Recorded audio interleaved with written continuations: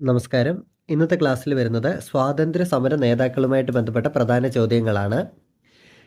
ഇന്ത്യയിലെ ദേശീയ തീവ്രവാദത്തിൻ്റെ പിതാവ് ബാലഗംഗാധര തിലക്. ഇന്ത്യയിലെ ദേശീയ തീവ്രവാദത്തിൻ്റെ പിതാവ് ബാലഗംഗാധര തിലക്. ഇന്ത്യൻ അരാജകത്വത്തിൻ്റെ പിതാവാണ് ബാലഗംഗാധര തിലക്. ലോകമാന്യ എന്നറിയപ്പെടുന്നത് ബാലഗംഗാധര തിലക്. ലോകമാന്യ എന്നറിയപ്പെടുന്നത് ബാലഗംഗാധര തിലക്. മഹാരാഷ്ട്രയിലെ ശിവസേന ഉത്സവവും ഗണേശോത്സവവും ആരംഭിച്ചത് ബാലഗംഗാധര തിലക്. ഗണേശോത്സവത്തെ ദേശീയ ഉത്സവമാക്കി മാറ്റിയ രാജ്യസ്നേഹിയാണ് ബാലഗംഗാധര തിലക്. സ്വരാജ്യം എൻ്റെ ജന്മാവകാശമാണ്, ഞാനത് നേടുക തന്നെ ചെയ്യും എന്ന് പ്രഖ്യാപിച്ചത് ബാലഗംഗാധര തിലകാണ്. സ്വരാജ്യം എൻ്റെ ജന്മാവകാശമാണ്, ഞാനത് നേടുക തന്നെ ചെയ്യും എന്ന് പ്രഖ്യാപിച്ചത് Balagangadhara Tilak. 1916 home rule movement പൂനെയിൽ ആരംഭിക്കാൻ നേതൃത്വം നൽകിയത് ബാലഗംഗാധര തിലകാണ്. 1916 ഉടമ്പടി കോൺഗ്രസും മുസ്ലിം ലീഗും സ്വാതന്ത്ര്യ സമരത്തിൽ ഒന്നിച്ച് പ്രവർത്തിക്കാൻ തീരുമാനിച്ച ഉടമ്പടിയുടെ ശില്പിയാണ് ബാലഗംഗാധര തിലക്. തിലകിനെ ബ്രിട്ടീഷുകാർ വിശേഷിപ്പിച്ചത് ഇന്ത്യൻ അശാന്തിയുടെ പിതാവ്. തിലകനെ ബ്രിട്ടീഷുകാർ വിശേഷിപ്പിച്ചത് ഇന്ത്യൻ അശാന്തിയുടെ പിതാവ്. ഇന്ത്യൻ സ്വാതന്ത്ര്യ സമര ചരിത്രത്തിൽ മഹാത്മാഗാന്ധി കഴിഞ്ഞാൽ ഏറ്റവും കൂടുതൽ കാലം ജയിൽവാസം അനുഭവിച്ചത് ബാലഗംഗാധര തിലക്. ബാലഗംഗാധര തിലകിനെ 6 വർഷം തടവിൽ പാർപ്പിച്ചിരുന്ന ബർമയിലെ ജയിൽ മാണ്ഡല ജയിൽ. ഗോപാലകൃഷ്ണ ഗോഖലെയെ പ്രസിഡന്റാക്കിയ കോൺഗ്രസ് സമ്മേളനം ബനാറസ് സമ്മേളനം 1905. ഗോപാലകൃഷ്ണ ഗോഖലെയെ ആരംഭിച്ച സംഘടന സെർവൻസ് ഓഫ് ഇന്ത്യ സൊസൈറ്റി. ജ്ഞാനപ്രകാശം എന്ന പത്രം പ്രസിദ്ധീകരിച്ചത് ഗോപാലകൃഷ്ണ ഗോഖലെയാണ്. ജ്ഞാനപ്രകാശം എന്ന പത്രം പ്രസിദ്ധീകരിച്ചത് ഗോപാലകൃഷ്ണ ഗോഖലെ. കോൺഗ്രസിലെ മിതവാദികളുടെ നേതാവ് ഗോപാലകൃഷ്ണ ഗോഖലെ. കോൺഗ്രസിലെ മിതവാദികളുടെ നേതാവാണ് Gopalakrishna Gokhale.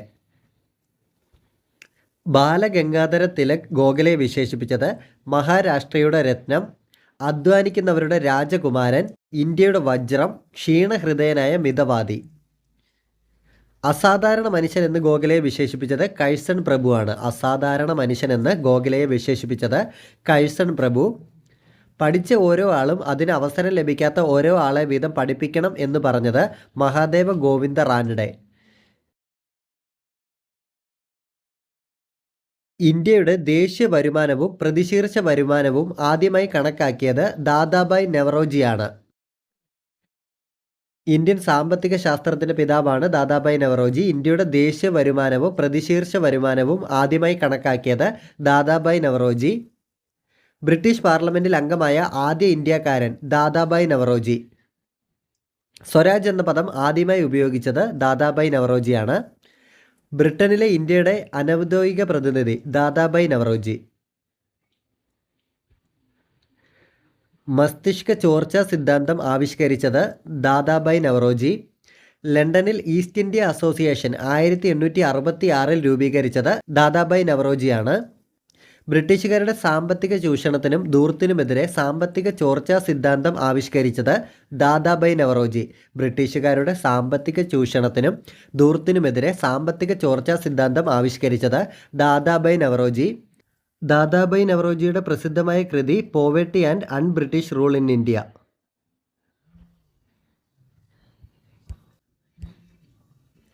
Hindustan socialist republican association സംഘടനയുടെ മുഖ്യ നേതാവ് Bhagat Singh. Why I am an atheist എന്ന കൃതിയുടെ രചയിതാവാണ് ഭഗത് സിംഗ്. ഭഗത് സിംഗ് സ്മാരകമായ ഭഗത് സിംഗ് ചൗഹാൻ സ്ഥിതി ചെയ്യുന്നത് ലാഹോർ. ഷഹീദ് ഇ അസാം എന്നറിയപ്പെടുന്നത് ഭഗത് സിംഗ്. രക്തസാക്ഷികളുടെ രാജകുമാരൻ എന്നറിയപ്പെടുന്നത് ഭഗത് സിംഗ്. 1901 ശാന്തി നികേതൻ സ്ഥാപിച്ചത് ടാഗോർ. നോബൽ സമ്മാനം നേടിയ ആദ്യ ഭാരതീയനാണ് രവീന്ദ്രനാഥ ടാഗോർ. 1913 നോബൽ സമ്മാനം നേടിയ ആദ്യ ഭാരതീയൻ രവീന്ദ്രനാഥ ടാഗോർ. ഇന്ത്യയുടെ ദേശീയ ഗാനമായ ജനഗണമനയുടെ കർത്താവ് ടാഗോർ. 1921 ഡിസംബർ 22 ടാഗോർ സ്ഥാപിച്ച സർവകലാശാല വിശ്വഭാരതി സർവകലാശാല. ടാഗോറിൻ്റെ ആദ്യ ചെറുകഥ ബിഗാരിണി. ടാഗോറിന് നോബൽ സമ്മാനം നേടിക്കൊടുത്ത കൃതി ഗീതാഞ്ജലി. ടാഗോറിൻ്റെ ഗീതാഞ്ജലി മലയാളത്തിലേക്ക് പരിഭാഷപ്പെടുത്തിയത് ജി ശങ്കരക്കുറുപ്പ്. ടാഗോറിൻ്റെ ആദ്യത്തെ പ്രസിദ്ധീകൃത കവിതയായ അഭിലാഷ് പ്രസിദ്ധീകരിച്ച പത്രിക തത്വബോധിനി. സരോജിനി നായിഡുവിനെ ഇന്ത്യയുടെ വാനമ്പാടി എന്ന് വിശേഷിപ്പിച്ചത് ഗാന്ധിജി. സരോജിനി നായിഡുവിൻ്റെ രാഷ്ട്രീയ ഗുരു ഗോപാലകൃഷ്ണ ഗോഖലെ. സരോജിനി നായിഡുവിൻ്റെ രാഷ്ട്രീയ ഗുരു ഗോപാലകൃഷ്ണ ഗോഖലെ. സരോജിനി നായിഡുവിൻ്റെ ആദ്യ കവിതാ സമാഹാരം ഗോൾഡൻ ത്രഷോൾഡ്. ആദ്യ കവിതാ സമാഹാരമായ ഗോൾഡൻ ത്രഷോൾഡ് പ്രസിദ്ധീകരിച്ചത് 1905. ശിശുദിനമായി ആഘോഷിക്കുന്നത് ആരുടെ ജന്മദിനമാണ്? ജവഹർലാൽ നെഹ്റു. നവംബർ 14. നെഹ്റുവും ഗാന്ധിജിയും തമ്മിൽ ആദ്യമായി കണ്ടുമുട്ടിയത് 1916 ലക്നൗ സമ്മേളനം. നെഹ്റുവും ഗാന്ധിജിയും തമ്മിൽ ആദ്യമായി കണ്ടുമുട്ടിയത് 1916 ലക്നൗ സമ്മേളനം. നെഹ്റുവിനെ INC പ്രസിഡന്റാക്കി തിരഞ്ഞെടുത്ത സമ്മേളനം ലാഹോർ സമ്മേളനം. ഇന്ത്യൻ ഭരണഘടനയുടെ ആമുഖം എഴുതിയത് നെഹ്റു. ഇന്ത്യൻ ഭരണഘടനയുടെ ആമുഖം എഴുതിയത് നെഹ്റു. നാഷണൽ ഹെറാൾഡ് എന്ന പത്രം പ്രസിദ്ധീകരിച്ചത് ജവഹർലാൽ നെഹ്റുവാണ്. നാഷണൽ ഹെറാൾഡ് എന്ന പത്രം പ്രസിദ്ധീകരിച്ചത് ജവഹർലാൽ നെഹ്റു. നെഹ്റു അന്തരിച്ചത് 1964. നെഹ്റു പുരസ്കാരം ആദ്യമായി ലഭിച്ച വനിത മദർ തെരേസ. നെഹ്റു പുരസ്കാരം ആദ്യമായി ലഭിച്ച വനിത മദർ തെരേസ. നെഹ്റുവിന് ഭാരതരത്നം ലഭിച്ച വർഷം 1955. 1891 രത്നഗിരി ജില്ലയിൽ മൂവിൽ ജനിച്ച നേതാവ് BR അംബേദ്കർ. ഇന്ത്യൻ ഭരണഘടനയുടെ ശില്പി ഡോക്ടർ BR അംബേദ്കർ.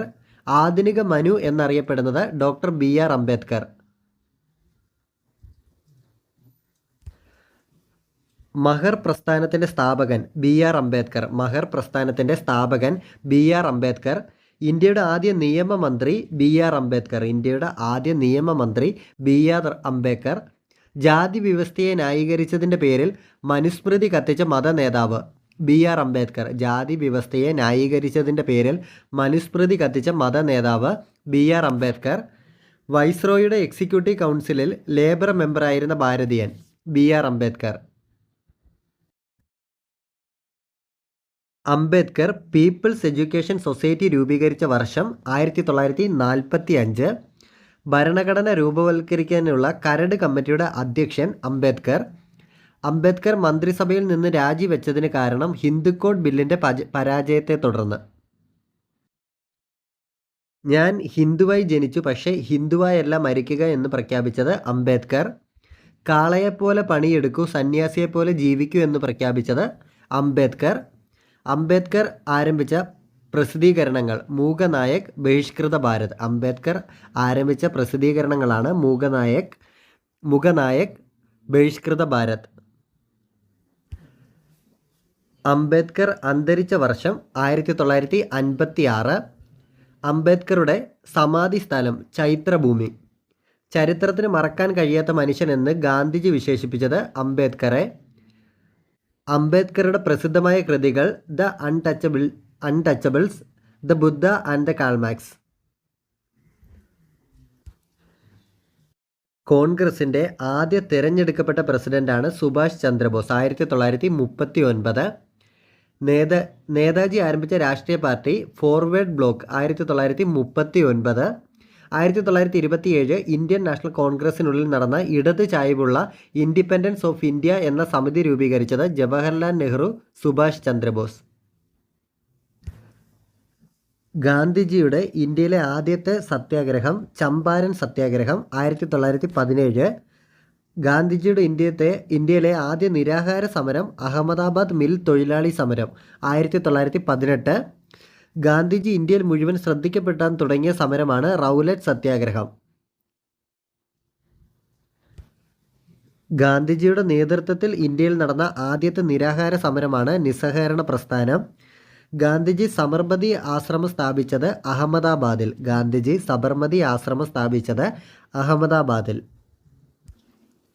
ഇന്ത്യയിൽ വെച്ച് ഗാന്ധിജി ആരംഭിച്ച പ്രമുഖ പത്രങ്ങൾ Navajivan Gujarati, young India English. Young India വാരികയുടെ Malayali editor George Joseph. Young India വാരികയുടെ Malayali editor George Joseph. Gandhiji Harijan പത്രം പ്രസിദ്ധീകരിച്ചത് ഏത് ഭാഷയിലാണ്? ഇംഗ്ലീഷ്. ജാലിയൻ വാലാബാഗ് സംഭവത്തിൽ പ്രതിഷേധിച്ച് കൈസർ ഇ ഹിന്ദ് ബഹുമതി തിരിച്ചു നൽകിയ നേതാവ് മഹാത്മാഗാന്ധി. ഗാന്ധിജി അധ്യക്ഷനായി തിരഞ്ഞെടുത്ത INC സമ്മേളനം ബെൽഗാം സമ്മേളനം 1924. ഗാന്ധിജി അധ്യക്ഷനായി തിരഞ്ഞെടുത്ത INC സമ്മേളനം ബെൽഗാം സമ്മേളനം 1924. ഗാന്ധിജി ചർക്ക സംഘം സ്ഥാപിച്ചത് 1925. പ്രയത്നശീലർ ഒരിക്കലും അശക്തരാവുകയില്ല. ആരുടെ വാക്കുകൾ? ഗാന്ധിജിയുടെ വാക്കുകളാണ്. പ്രയത്നശീലർ ഒരിക്കലും അശക്തർ ആവുകയില്ല. അയിത്തോച്ചാടനം ലക്ഷ്യം വെച്ച് 1932 ഗാന്ധിജി ആരംഭിച്ച സംഘടന അഖിലേന്ത്യാ ഹരിജൻ സമാജം. ഗാന്ധിജി അഹമ്മദാബാദിൽ നവജീവൻ ട്രസ്റ്റ് ആരംഭിച്ച വർഷം 1929. ഗാന്ധിജിയുടെ ആത്മീയ ഗുരു ലിയോ ടോൾസ്റ്റോയ്. ഗാന്ധിജിയുടെ ആത്മീയ ഗുരു ലിയോ ടോൾസ്റ്റോയ്. ഗാന്ധിജിയുടെ രാഷ്ട്രീയ ഗുരു ഗോപാലകൃഷ്ണ ഗോഖലെ. ഗാന്ധിജിയുടെ രാഷ്ട്രീയ ഗുരു ഗോഖലെ. ഗാന്ധിജിയുടെ രാഷ്ട്രീയ പിൻഗാമി നെഹ്റു. ഗാന്ധിജിയുടെ ആത്മകഥയിൽ വിവരിക്കുന്ന കാലഘട്ടം 1869 to 1921. ഗാന്ധിജിയുടെ ആത്മകഥ ഇംഗ്ലീഷിലേക്ക് വിവർത്തനം ചെയ്തത് മഹാദേവ ദേശായി.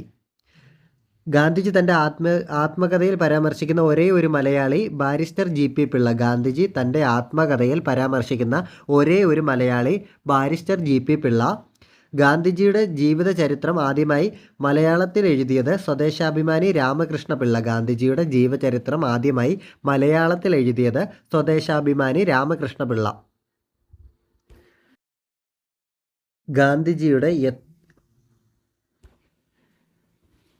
ഗാന്ധിജിയുടെ എത്രാമത്തെ കേരള സന്ദർശനത്തിലാണ് ശ്രീനാരായണ ഗുരുവിനെയും റാണി ലക്ഷ്മിബായിയെയും കണ്ടത്? 2ാം കേരള സന്ദർശനം. ഗാന്ധിജിയുടെ ആകെ കേരള സന്ദർശനം 5 തവണ. ഗാന്ധിജി കേരളം സന്ദർശിച്ചത് 5 തവണയാണ്. ഗാന്ധിജിയുടെ കേരള സന്ദർശന സമയത്ത് ഹരിജനങ്ങളുടെ ഉയർച്ചയ്ക്കായി തൻ്റെ സ്വർണ്ണാഭരണങ്ങൾ മുഴുവൻ ഊരി നൽകിയത് കൗമുദി. ഒരു തീർത്ഥാടനം എന്ന് ഗാന്ധിജി വിശേഷിപ്പിച്ചത് 5ാം കേരള സന്ദർശനം. ഒരു തീർത്ഥാടനം എന്ന് ഗാന്ധിജി വിശേഷിപ്പിച്ചത് 5ാം കേരള സന്ദർശനം. ഗാന്ധിജിയും കേരള സന്ദർശനവും 1920 ആഗസ്റ്റ് 18 ആദ്യം വരുന്നത്. ഖിലാഫത്ത് പ്രസ്ഥാനത്തിൻ്റെ പ്രചരണാർത്ഥം 1920 ആഗസ്റ്റ് 8 ഗാന്ധിജി ആദ്യമായി കേരളത്തിലെത്തുന്നത്. 1925 മാർച്ച് 8 വൈക്കം സത്യാഗ്രഹത്തിന് പരിഹാരം കാണാൻ ഗാന്ധിജി എത്തിയിട്ടുണ്ട്. 1925 മാർച്ച് 8 വൈക്കം സത്യാഗ്രഹത്തിന് പരിഹാരം കാണാൻ. 1927 ഒക്ടോബർ 9 തെക്കേ ഇന്ത്യൻ പര്യടനത്തിൻ്റെ ഭാഗമായി. 1927 ഒക്ടോബർ 9 തെക്കേ ഇന്ത്യൻ പര്യടനത്തിൻ്റെ ഭാഗമായി. 1934 ജനുവരി 10 ഹരിജൻ ഫണ്ട് ശേഖരണം. 1937 ജനുവരി 13 ക്ഷേത്രപ്രവേശന വിളംബരത്തിൻ്റെ പശ്ചാത്തലത്തിൽ കേരള സന്ദർശനം. ഇന്ത്യയുടെ രാഷ്ട്രപിതാവ് മഹാത്മാഗാന്ധി. ഇന്ത്യയുടെ രാഷ്ട്രശില്പി ജവഹർലാൽ നെഹ്റു. ഇന്ത്യയുടെ വന്ധ്യവയോധികൻ ദാദാഭായ് നവറോജി. ഇന്ത്യൻ ദേശീയതയുടെ പിതാവ് സുരേന്ദ്രനാഥ് ബാനർജി. ഇന്ത്യൻ ദേശീയതയുടെ പിതാവ് സുരേന്ദ്രനാഥ് ബാനർജി. ഇന്ത്യൻ നവോത്ഥാനത്തിൻ്റെ പിതാവ് രാജാറാം മോഹൻ റോയ്.